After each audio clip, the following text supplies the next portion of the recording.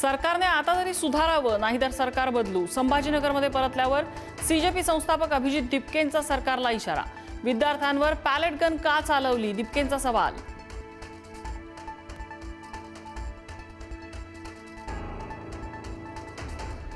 गृहमंत्र्यांनी विद्यार्थ्यांवर लाठीचार्जचे आदेश दिले. नीट पेपर फुटी आणि आंदोलनावरील चर्चेदरम्यान राहुल गांधींचं वक्तव्य.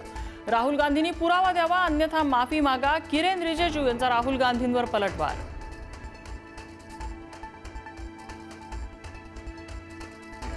देशातील शिक्षण व्यवस्था आरएसएस चालवते. प्रत्येक विद्यापीठात आरएसएसचे कुलगुरू. राहुल गांधींची राष्ट्रीय स्वयंसेवक संघावर टीका.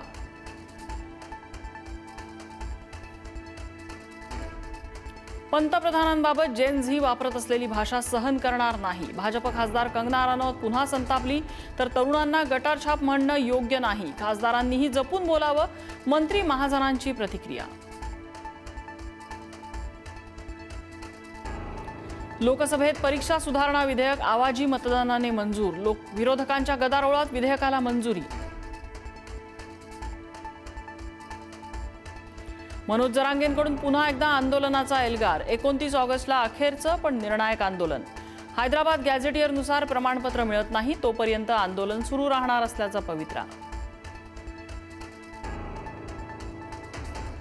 पुणे विद्यापीठात बोगस पदव्यांचं रॅकेट कार्यरत असल्याचा आरोप. 3 लाखात बीकॉमची डिग्री देण्याची ऑफर. एका रिक्षा चालकाच्या सतर्कतेमुळे पदव्यांचा बाजार उघडकीस.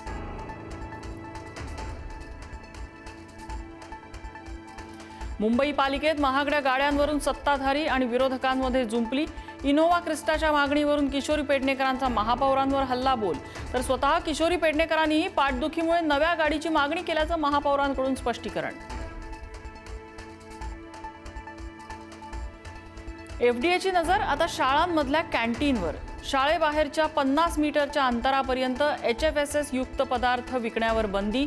शाळांची वर्षातून 2दा अन्न सुरक्षा तपासणी होणार. अन्न आणि औषध प्रशासन आयुक्त तुकाराम मुंढे यांची माहिती.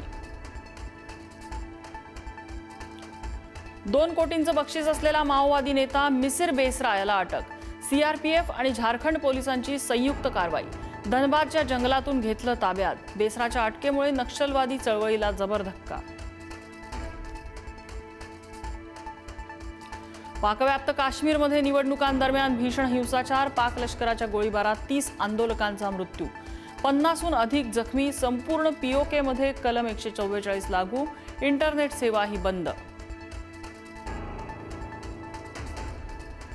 राज्यभरात गुरुपौर्णिमेचा उत्साह. गुरुपौर्णिमेनिमित्त शिर्डीत लाखो साई भक्तांची मांदियाळी. अक्कलकोटलाही स्वामी समर्थांच्या मठात भाविकांची रीघ.